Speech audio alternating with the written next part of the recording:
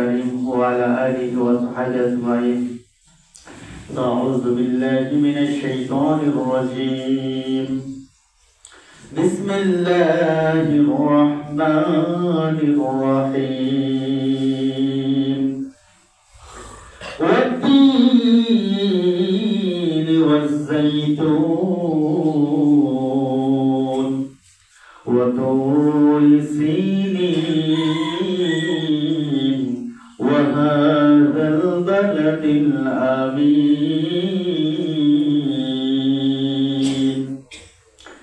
لقد خلقنا الإنسان في أحسن تقويم ثم رددناه أسفل سافلين إلا الذين آمنوا وعملوا الصالحات فلهم أجر غير ممنون. فما يكذبك بعد بالدين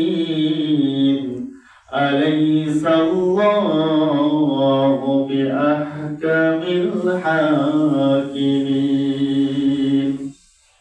وقال الله تبارك وتعالى في كلامه المجيد بسم الله الرحمن الرحيم.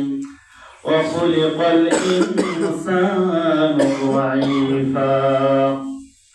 وقال الله تعالى في شان حبيبه ومعشوقه مخبرا وعامرا إن الله وملائكته يصلون على النبي يا أيها الذين آمنوا صلوا عليه وسلموا تسليما. اللهم صل على سيدنا محمد النبي الأمي وعلى آله وسلم تسليما. بلغ العلا بكماله كشف الدجى بجماله حسنت جميع خصاله صلوا عليه وآله. আমরা সেই মহান মালিকের শুকরিয়া আদায় করছি যে আল্লাহ তাআলা আমাদের উপর অফুরন্ত নিয়ামত অবিরতভাবে নাযিল করতেছেন। আমরা আমাদের মালিক আমাদের খালিক আল্লাহ তাআলার শুকর আদায় করছি আলহামদুলিল্লাহ। সর্বকালের সর্বশ্রেষ্ঠ নবী সাইয়্যিদুল মুরসালিন খাতামুন নবিয়্যিন জনাব মুহাম্মদ রাসূলুল্লাহ সাল্লাল্লাহু আলাইহি ওয়াসাল্লামের প্রতি লক্ষ কোটি সালাম পেশ করছি। আবারও বলছি সাল্লাল্লাহু আলাইহি ওয়াসাল্লাম। সম্মানিত মুআজ্জাজ মুহতারাম, আল্লাহ তাআলার শুকরিয়া প্রশংসা আদায় করে শেষ করা যাবে না। ওই আল্লাহ তাআলা আমাদেরকে এত নিয়ামত দান করেছেন, তার কিছু নিয়ামতের কথা সূরা ৩ এর ভিতরে বলেছেন। সুবহানাল্লাহ। আল্লাহ তাআলা পবিত্র কোরআনের সূরা ৩ এর ভিতর তিনটা শপথ করে আমাদের মতো মানুষের কথা আল্লাহ তাআলা বলেছেন। আল্লাহ তাআলা বলেন ওয়া ক্বালাল্লাহু তাবারাকা ওয়া তাআলা ফি কালামিহিল মাজিদ বিসমিল্লাহির রাহমানির রহিম ওয়াত-তিন ওয়াজ-যাইতুন ওয়া তুরি সিনিন ওয়া হাযাল বালাদিল আমিন।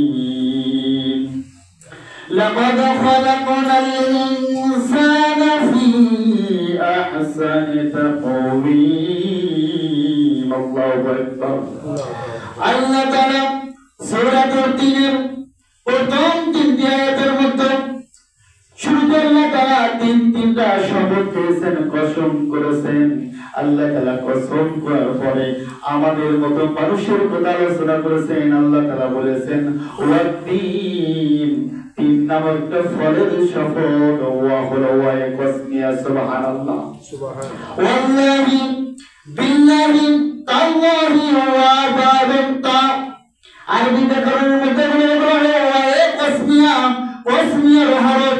এই হরফ দিয়ে এই শব্দগুলো দিয়ে আল্লাহ তাআলা নিজে শপথ করেছেন, কসম করেছেন। করেছেন, কারণ যখন কোন বিষয়ে শপথ করা হয় তখন সেই বিষয়ের গুরুত্ব সবচাইতে বেশি হয়, ঠিক কিনা?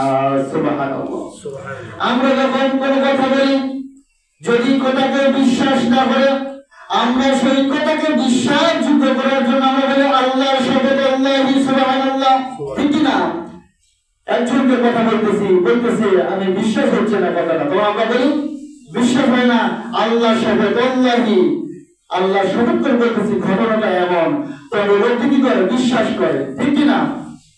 আল্লাহ তাআলা কসম করতেছেন ওয়াতিন, তিনের কসম, তিন নামের তিন ফলের কসম, আর জাইতুন এবং জাইতুন নামক তিন ফলের কসম। জাইতুন মানে বলা আছে কিতাবের মধ্যে জলপাই অথবা যে শস্যদানাতে তেল তৈরি হয় এমন একটা শস্যদানা, আল্লাহ তাআলা তিন এবং জাইতুনের শপথ করলেন।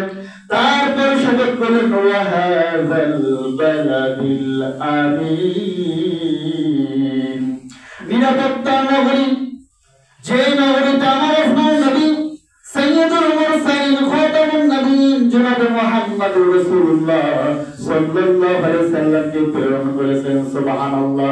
আল্লাহ তাআলা বললেন দুনিয়ার যত নগরী আছে এই নগরীগুলো অনিরাপদ হতে পারে, কিন্তু মক্কার জমিনে এমন একটি জায়গা আল্লাহ তাআলা দান করেছেন, এই মক্কার জমিনকে আল্লাহ তাআলা হাযাল বালাদিল আমিন বলেছেন। সুবহানাল্লাহ। একজন ফাঁসির আসামি যার মৃত্যুর আদেশ হয়ে গেছে দুনিয়ার আদালতে, অথবা চরম অপরাধ করেছে, এই ব্যক্তি যদি হারাম শরীফের মধ্যে প্রবেশ করে, মক্কার কোন পুলিশ, কোন প্রশাসন এই ব্যক্তিকে ওখানে গ্রেফতার করার জন্য কিন্তু যায় না। এটা কি জানেন আপনারা? একজন গুরুতর আসামি, খুনি, সে যদি হারাম শরীফের মধ্যে প্রবেশ করে, মক্কার যেখানে আমরা হজ করে আল্লাহর ঘর বাইতুল্লাহ হারাম শরীফে প্রবেশ করে, ওটা আল্লাহ বলেছেন হাযাল বালাদিল আমিন, নিরাপত্তার একটা বেষ্টনী, এখানে কেউ অপরাধ করে প্রবেশ করলে তাকে কি গ্রেফতার করা যাবে না, তাকে ডিস্টার্ব করা যাবে না। আল্লাহু আকবার। এটা মানুষের যেমন সম্মান, আল্লাহ তাআলা জায়গাকে সম্মানিত করেছেন। মক্কার প্রশাসনেরা কোন আসামি যদি প্রবেশ করে, কোন মতে তারা ওই স্থানের বাইরে নিয়ে যায়, তারপরে ওই ব্যক্তিকে গ্রেফতার করে। সুবহানাল্লাহ। কোন আল্লাহর বান্দা যদি পৃথিবীর দূর দূরান্ত থেকে মক্কার উদ্দেশ্যে রওনা দেয় আর হারাম শরীফ নিচে চোখে দেখে আর সেখানে আল্লাহ তাআলার শুকরিয়া আদায় করে, আল্লাহর বাইতুল্লাহ ঘর তাওয়াফ করে, এই বান্দার সম্মান কিন্তু আল্লাহ তাআলা বহু করে বৃদ্ধি করে দেয়, ঠিক কিনা? সেই জন্য আমরা হাজী সাহেব দেখেন, একটা মানুষ যখন ছিল সারা হজ করে নেয়, যখন হজ করে আসে আমরা তাকে বেশি ভালোবাসি, ঠিক কিনা? আগের চাইতে বেশি মহব্বত করে এবং আগের চাইতে বেশি তাকে সালাম দেওয়া এবং সম্মান করে, কারণ এই ব্যক্তিটা সম্মানিত এবং নিরাপদ স্থান আল্লাহর ঘর তাওয়াফ করেছেন। সুবহানাল্লাহ। তার মানে কি আল্লাহ তাআলা যে জায়গাকে কোরআনের মধ্যে বলেছেন, সম্মানিত মুআজ্জাজ মুহতারাম, আমাদের লক্ষণীয় বিষয় হলো, গুরুত্বপূর্ণ যে বিষয়টি বলতেছিলাম, এই তিনটা শপথ করে পর আমার আল্লাহ তাআলা বলেন লাকাদ খালাকনাল ইনসানা ফি আহসানি তাকওয়িম। আল্লাহু আকবার। হে দুনিয়ার মানুষরা, তোমরা শুনে রাখো, জেনে রাখো, লাকাদ অবশ্যই, আল্লাহ তাআলা তাকিদ দিচ্ছেন অবশ্যই, ইন্নাল ইনসানা, মানুষকে আমি সৃষ্টি করেছি অত্যন্ত আহসানে তাকওয়িম। দুনিয়ার যত সৃষ্টি আছে এই সৃষ্টির মধ্যে আমি মানুষকে অত্যন্ত সুন্দর করে বানিয়েছি। সুবহানাল্লাহ। তাহলে চিৎকার দিয়ে বলেন আমাদের স্রষ্টাকে, আমাদের এত সুন্দর চেহারা দান করেছেন কে? আল্লাহ। ওই আল্লাহকে বেশি করে সিজদা দিতে হবে, ঠিক কিনা? ওই আল্লাহর হুকুম মানতে হবে। ওই আল্লাহ আমাকে আপনাকে কোরআনের মধ্যে ঘোষণা করেছেন দুনিয়াতে যত সৃষ্টি আছে, বাঘের চেহারা একরকম, ভাল্লুকের চেহারা একরকম, শিয়ালের চেহারা একরকম, তাদের চোখ কান নাক সব আছে, কিন্তু মানুষের যে সুন্দর গঠন কোন প্রাণীর মতো কিন্তু এই গঠন নাই, ঠিক কিনা? দেখেন কান, চোখ, নাক কত সুন্দর বানানো আছে, একটা বাঘের চোখ কান নাক সব আছে, কিন্তু মানুষের মতো কি না, মানুষের মতো সুন্দর না। একটা বানর যাকে মানুষের মতো, অনেকে তো বলেই ফেলেন মানুষ বানর থেকে সৃষ্টি, নাউজুবিল্লাহ, মানুষ কখনো বানর থেকে সৃষ্টি নয়। আল্লাহ তাআলা বলতেছে মানুষকে সুন্দর করে সৃষ্টি করেছি, আর দুনিয়ার কিছু পাগল দার্শনিক বলে মানুষ বানর ছিল, সেখান থেকে কাল করে মানুষ হয়েছে, নাউজুবিল্লাহ। এটা কি পাগল বিশ্বাস করবে? সম্মানিত উপস্থিতি, এই আল্লাহ তাআলা আমাকে আপনাকে এত সুন্দর করে সৃষ্টি করলেন। এই সৃষ্টির মধ্যে আল্লাহ তাআলা 3.5 হাত বডি দান করেছেন। এই 3.5 হাত বডির ভিতর এমন একটা জায়গা আছে যে জায়গার এত দাম, ওই জায়গাটা যদি আল্লাহর নামে ওয়াকফ করা যায়, আল্লাহ তাআলা ওই বান্দার মান আর ইজ্জত সম্মান দুনিয়াতে বৃদ্ধি করে দেন। সুবহানাল্লাহ। সেটা হলো কফার আর নাক। দুনিয়াতে বলা হয় কফারকে ভাগ্যের প্রতীক, আর নাককে বলা হয় সম্মানের প্রতীক। কারো যদি সম্মান নষ্ট হয় বলে আমার নাক কাটা গেছে, কারো যদি ভাগ্য ভালো খারাপ হয় বলে আমার কপাল পুড়েছে। ঠিক কিনা? ঠিক কিনা বলেন? এই কপাল আর নাক আল্লাহ তাআলা বলেন ফেরেশতা আজরাইল আলাইহিস সালাম দুনিয়া থেকে মানুষ বানানোর জন্য মাটি নিয়ে যায়, বডি স্ট্রাকচার তৈরি করে, মানুষের গঠন তৈরি করে। আল্লাহ তাআলা বলেন ফেরেশতা তোমরা আমার প্রতিনিধি মানুষকে সৃষ্টি করেছো, ভালো কথা। আমি আল্লাহ তাআলা তোমরা এই মানুষের মুখ মণ্ডলে হাত দেবা না, আমি আল্লাহ তাআলা কুদরতি হাত দিয়ে মানুষের মুখকে তৈরি করব। সুবহানাল্লাহ। আল্লাহ তাআলা কুদরতি হাত দিয়ে আমাদের মুখ মণ্ডল, আমাদের আদি পিতা আদম আলাইহিস সালামকে সৃষ্টি করলেন। সেই জন্য মানুষের আকৃতি উন্নত প্রাণীর চাইতে উন্নত। ঠিক কিনা? সম্মানিত মুআজ্জাজ মুহতারাম, আজকে মানুষকে আল্লাহ তাআলা এত সুন্দর করে সৃষ্টি করে সর্বশ্রেষ্ঠ জাতি করে দুনিয়াতে প্রেরণ করলেন। দুঃখের বিষয় হলো সত্য, আজকে মানুষরা সবচেয়ে সমাজে খারাপ কাজের মধ্যে লিপ্ত। ঠিক কিনা? এই মানুষ হয়ে মানুষকে হত্যা করতেছে, ভাই হয়ে ভাইকে হত্যা করতেছে। আজকে যদি আমরা সুন্দরবনের দিকে তাকাই, আমাজন বনের দিকে তাকাই, তথ্য নেই কোনো বাঘ কিন্তু কোনো বাঘকে হত্যা করে না। ঠিক কিনা? কোন কুকুর কিন্তু কোন কুকুরকে হত্যা করে না, কোন শিয়াল কিন্তু তার দলের শিয়ালকে আক্রমণ করে না। কিন্তু আমরা মানুষ হয়ে নিজের পিতাকে হত্যা করতেছি, সন্তান পিতাকে হত্যা করতেছে, পিতা সন্তানকে হত্যা করতেছে, মা তার সন্তানকে জবাই করতেছে, ভাই তার ভাইকে খুন করতেছে। নাউজুবিল্লাহ। ঠিক কিনা? এটা আমাদের বাংলাদেশের চিত্র। আল্লাহ তাআলা যদি এই মানুষকে আহসানা তাকবীর বলে সুন্দর করে সৃষ্টি করেছে, অন্য প্রাণীর মতো জ্ঞান বিবেক নাই, এই মানুষকে বিবেক দিয়েছে, আকল দিয়েছে, তারপরেও কেন এই মানুষ এই কাজগুলো করে? আলোচনা সামনে আছে, সম্মানিত উপস্থিতি, ওই দিকে আজকে যাব না।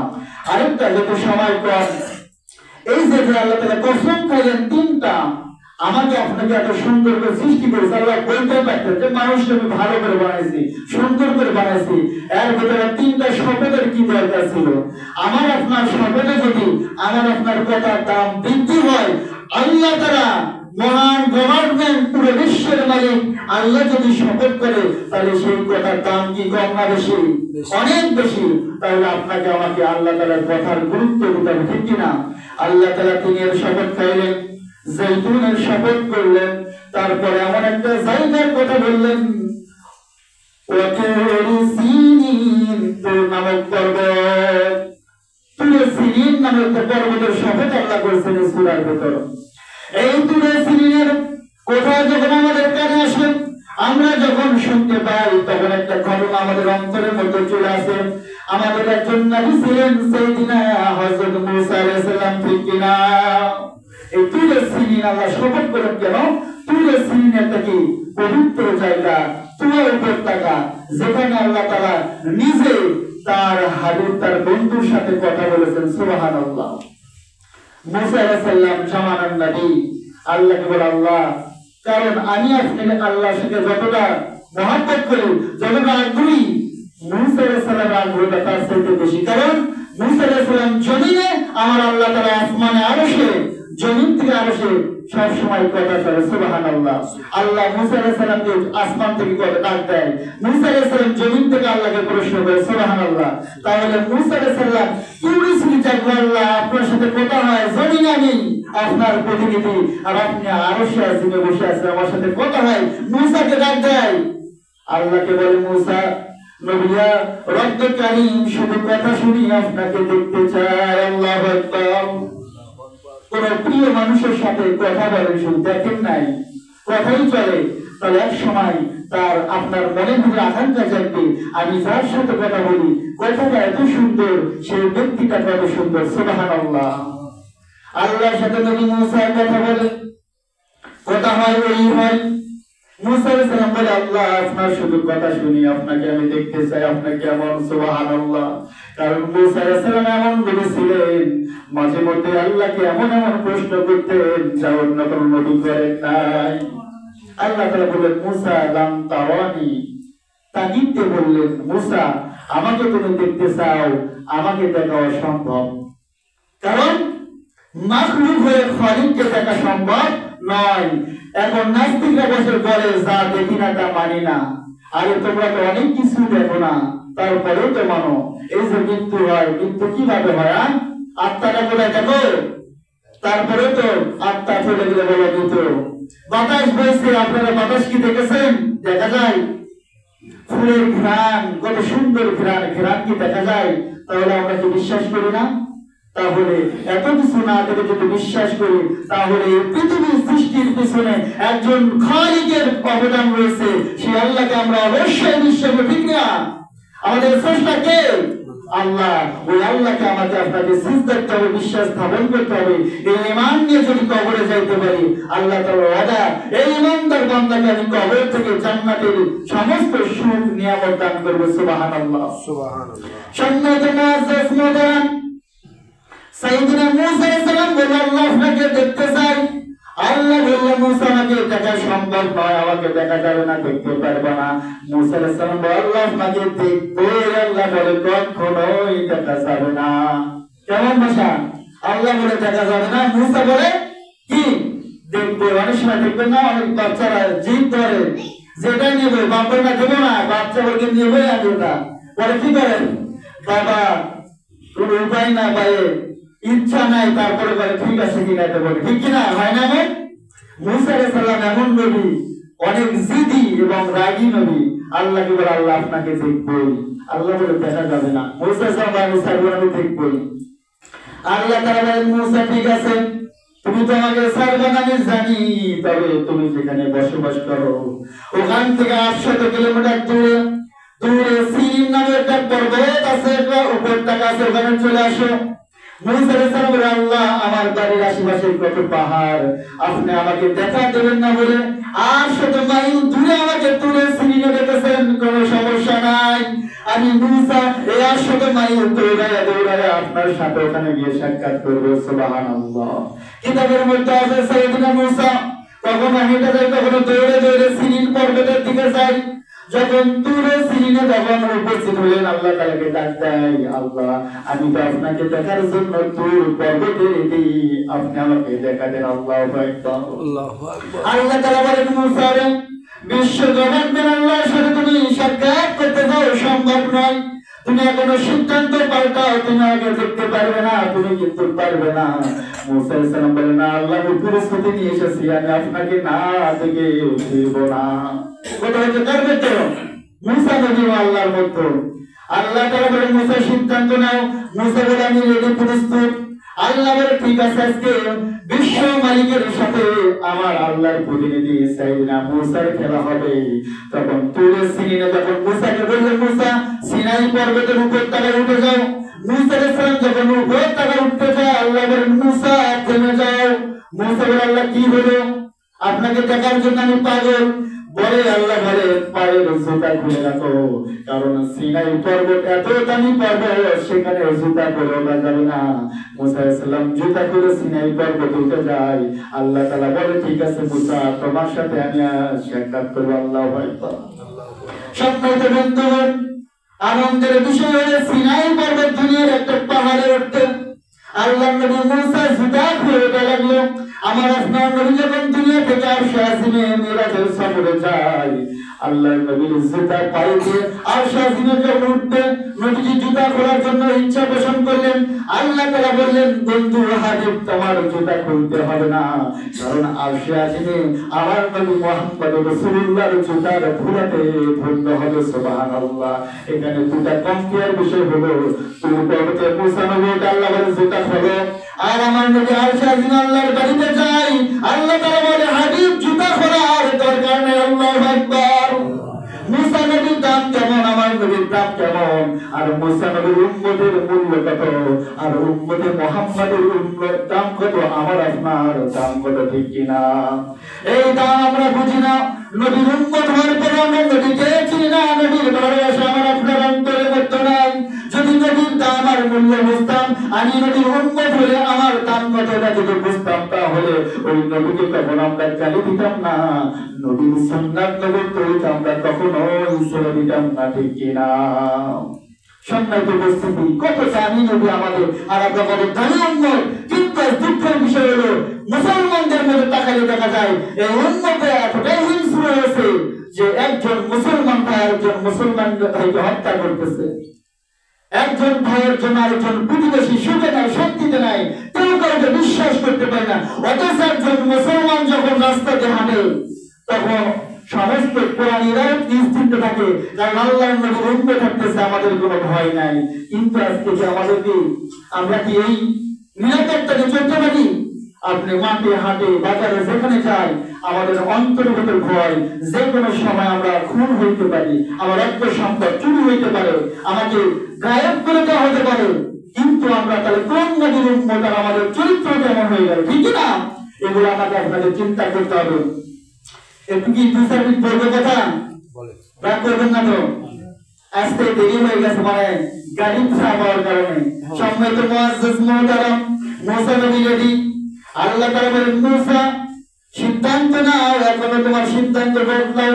মুসা বলেন, না আল্লাহ আমি পরিচিত আছি। আল্লাহ তাআলা বলেন, ঠিক আছে। আল্লাহ তাআলা বলেন, এমন মালিকের সাথে তুমি দেখা করতে চাইছো, সাধারণ কোনো বিষয় নয়। কয়েক কিলোমিটার নিয়ে সমস্ত তুর পর্বতকে আল্লাহ তাআলা বললেন, ফেরেশতারা ঘেরাও করে দাও, কারণ আল্লাহ তাআলার সাথে যেখানে দেখা হবে, এই টাকালি যদি দুনিয়ার জমিনে পড়ে, জমিনটা পুরো সারকার হয়ে যাবে। তুর পর্বতের কয়েক কিলোমিটার নিয়ে ফেরেশতারা একদম বরফ করে দিলেন। ফেরেশতা জিবরাইলকে বললেন, জিবরাইল ফেরেশতা কে আছে এখানে? বলে, আল্লাহ কেউ নাই, সব বরফ করে দিয়েছি। আল্লাহ তাআলা বলেন, না না, মুসা নবী দুই কাঁধে কিরামান কাতিবিন আছে, ওই ফেরেশতারা থাকতে পারবে না। ফেরেশতা দুইজন, তোমরাও এই সীমানার বাইরে চলে যাও। মুসা নবীর সাথে যে ফেরেশতা ছিল সেটাও বাইরে চলে গেল। সাইয়েদনা জিবরাইল আলাইহিস সালাম অন্তরে ভেতর চাহিদা যে আল্লাহ তাআলার বাণী নিয়ে দুনিয়ার সমস্ত নবীর কাছে আমি পৌঁছে দেই। ওই আল্লাহর কথা শুনি আল্লাহকে কখনো দেখি নাই। আজকে মুসা নবীর সাথে আমি জিবরাইল, আজকে আমি আল্লাহকে দেখব। আল্লাহ তাআলা জিবরাইল, এই এরিয়ার মধ্যে যত পশু পাখি প্রাণী উদ্ভিদ আছে সব কিছু সরে নাও, কারণ আজকে খেলা আনিয়া আমার নবী সাইয়েদনা মুসার মধ্যে জিবরাইল আলাইহিস সালাম আল্লাহ সব কিছু সরাই দিয়েছে, কোনো উদ্ভিদ প্রাণী নাই, সব সরে দিয়ে তুর পর্বতের নির্দিষ্ট জায়গা ঘেরাও করে বলক করে দিয়েছে। মুসাকে বলে, মুসা তুমি রেডি কর, আল্লাহ আমি প্রস্তুত আছি, সব বিজ্ঞানী প্রস্তুত। আল্লাহ তাআলা বলেন, জিবরাইল আর কি আছে? বলে, আল্লাহ আপনি আছেন নিচের জমিনে, মুসা সব বলক করে দিয়েছি। আল্লাহ বলে, জিবরাইল তুমিও থাকতে পারবে না, কারণ আজকে কথা হবে ওয়া মুসা কালিমুল্লাহ, আল্লাহর সাথে মুসার আল্লাহর কথা হবে, এখানে কেউ থাকতে পারবে না। জিবরাইল তুমিও আজকে এই গণ্ডির বাইরে চলে যাও। জিবরাইল চলে গেল। পুরা তুর পর্বত ওই জায়গাটা কি হয়ে গেল? ঘুটঘুটে অন্ধকার, কোনো প্রাণী নাই, জনশূন্য, মানে কোনো উদ্ভিদ নাই, সব বন্ধ। কথা হবে আল্লাহ আর মুসা আলাইহিস সালামের সাথে। মুসা আলাইহিস সালাম দাঁড়িয়ে আছে, অন্ধকার, কিছু দেখা যাচ্ছে না, কোনো শব্দ নাই। মানুষ না থাকলেও পোকা মাকড়ের শব্দ হয় রাতের বেলা, নিঃশব্দ। ফেরেশতা জিবরাইল বের হয়ে গেল। আল্লাহ তাআলা মুসা আলাইহিস সালাম বললেন, প্রস্তুত আছে মুসা, আল্লাহ আপনাকে দেখবো। আল্লাহ তাআলা কুদরতি ক্যামেরা দিয়ে সাইয়েদনা মুসা আলাইহিস সালামের চোখের দৃষ্টিকে বৃদ্ধি করে দিলেন। মুসা আলাইহিস সালাম আসমান দিকে তাকালেন, সাত আসমান ভেদ করে আরশ আজিমে মুসা আলাইহিস সালামের দৃষ্টি চলে গেল। মুসা আলাইহিস সালাম দেখতে লাগলো সবকিছু আল্লাহর কুরসি করে দেখতেছেন।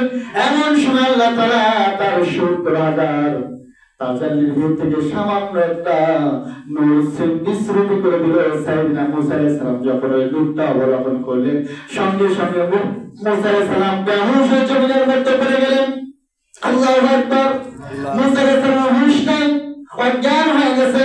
পুরো তুর পর্বত জলে পুড়ে মাটিগুলো সুরমার পরিণত হয়ে গেছে। আমি আপনি আজকে যে সুরমা ব্যবহার করি তুর পর্বতের, আল্লাহ তাআলা নিজের তাওয়ালি দিয়ে পুরো তুর পর্বত পুড়ে গেছে। কিয়ামত পর্যন্ত ওই তুর পর্বতের সুরমা পৃথিবীর মানুষগুলো ব্যবহার করবে। আল্লাহু আকবার। তুর পর্বত পুড়ে গেল, মুসা নবী পড়ল না, এটা কুদরতার। পর্বত পুড়ে সরকার হয়ে গেল, নবী মুসা পড়ল না। কারণ আল্লাহ যদি বাঁচায়, কোন মানুষ কাউকে মারতে পারে না। নবী মুসা তো পুড়ে যাওয়ার কথা ছিল, ঠিক কিনা? কারণ আল্লাহ তাজালিত মুসা আলাইহিস সালাম যেখানে তুর পর্বত পাশে সাথে নবীর সাথে সাক্ষাৎ, তুর পর্বত পুড়ে গেল, কিন্তু মুসা নবী পড়ল না। এখানেই বোঝা যায় আল্লাহ তাআলা হাকিকত, আল্লাহ তাআলার ইচ্ছা, আল্লাহ যদি ইচ্ছা করেন সেটা হয়। সুবহানাল্লাহ। মাছের পেটে ইউনূস নবী, মাছের পেটে গিলে ফেলা ইউনূস নবী পড়ল না। এটা আমাকে আপনাকে বিশ্বাস করতে হবে। পুরো দুনিয়ার ইহুদি খ্রিস্টান যদি মুসলমানদের দিকে বন্দুক বোমার সমস্ত অস্ত্র ত্যাগ করে, আল্লাহ তাআলা বলেন আমি বান্দাকে ইবাদত করব। যত শক্তিশালী হোক, যত অস্ত্রধারী হোক, আল্লাহ তাআলার কুদরতের মাধ্যমে ওই বান্দা বেঁচে যাবে, ঠিক কিনা? মুসা আলাইহিস সালাম হুজুর যখন ছিঁড়ে পেলেন, দেখলেন জমিনের পড়ে আছে, পর্বত পুড়ে সরকার। মুসা নবী আলাইহিস সালাম বলে বর্ণনা করেছেন কয়েক সেকেন্ড না, ন্যানো সেকেন্ড, এক সেকেন্ডকে ভাগ করে কিছু সময় একটা তাজাল্লি দিছে। ওই তাজাল্লিতে দেখার পরে মুসা আলাইহিস সালাম বেহুশ হয়ে গেছে। মুসা আলাইহিস সালাম পরে বলে আল্লাহ আপনাকে আর দেখবো না, আমি নবী মুসার দেখার স্বাদ মিটে গেছে। আল্লাহু আকবার। আমার নবী আরো সাথে কথা বলে আল্লাহর সাথে, আল্লাহ তাআলা আল্লাহ আপনার কথা আমাকে তাওয়াব করে নিয়ে আসলেন। আমি দুঃখের মধ্যে ছিলাম, কষ্টের মধ্যে ছিলাম, তাই আমার উম্মতের কি হবে? আল্লাহ তাআলা বলেন নবী বন্ধু, আপনার উম্মত যখন 5 ওয়াক্ত সালাত আদায় করবে, সরাসরি আমি আল্লাহ তাআলার সাথে ওই বান্দার কথা হবে। সুবহানাল্লাহ।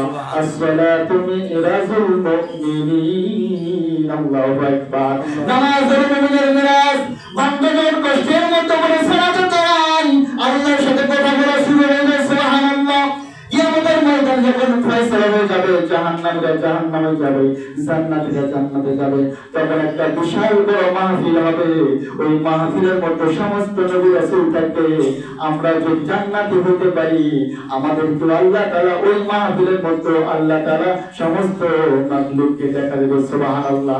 মানুষদেরকে দেখা দেবে আল্লাহ। আল্লাহ তাআলা সেই দিন সেই অনুষ্ঠানের মধ্যে আমাকে আপনাকে কবুল করুন। আল্লাহুম্মা আমিন। কারণ আল্লাহকে যদি দেখতে পাই, আল্লাহকে যদি দেখতে পাই, আর কিছু দরকার নাই। যদি আল্লাহকে দেখতে না পাই, আপনি যত সুখে থাকেন ওই সুখ কিন্তু সুখ নয়। জান্নাতীরা তো সুখ, এত আনন্দ উপভোগ করে আল্লাহ জিজ্ঞেস করে তোমরা কি সব পেয়েছো? সব বান্দা বলে আল্লাহ সব পেয়েছি। একদম না না, সব পাই নাই। আল্লাহ তাআলা বলবেন বান্দা কি পাও নাই? বান্দা বলবে আল্লাহ এই দাম সবকিছু দুনিয়াতে যে আল্লাহকে না দেখে জমিনে অগ্রত দিলাম, যুদ্ধ করলাম, অস্ত্রের কাছে অস্ত্রের সঙ্গে উপস্থিত হলাম, জীবন বাঁচিয়ে 70 বছর নবীজির সাথে সময় দিলাম, যুদ্ধ বিজয় করলাম সময়। এই আল্লাহ তাআলার জন্য